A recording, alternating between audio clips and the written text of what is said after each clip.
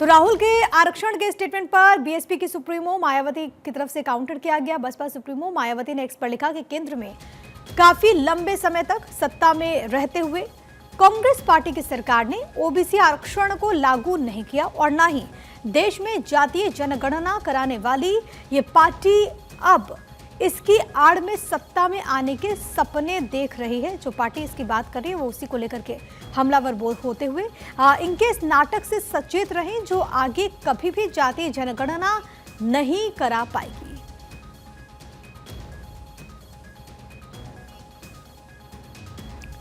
तो राहुल गांधी ने अपने स्टेटमेंट में लोकसभा चुनाव को लेकर के भी कहा और कहा कि नियंत्रित चुनाव रहा।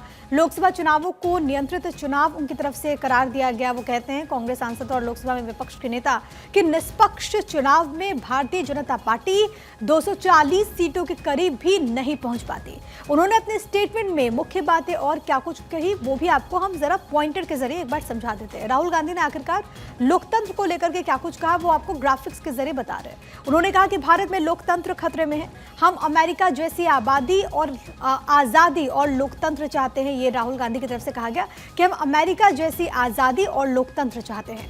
निष्पक्ष चुनाव होते तो बीजेपी 240 के आसपास भी नहीं पहुंचती। ये भी राहुल गांधी यहां पर कहते हुए नजर आए। तो सीधे तौर पर चुनाव को लेकर के उनकी तरफ से बात कही गई और उन्होंने कहा कि अगर ये चुनाव निष्पक्ष होते तो बीजेपी 240 के आसपास भी नहीं पहुंच पाती। हालांकि पहली मर्तबा ने इससे पहले भी राहुल गांधी ने कई बार इसको लेकर के सवाल उठाया है।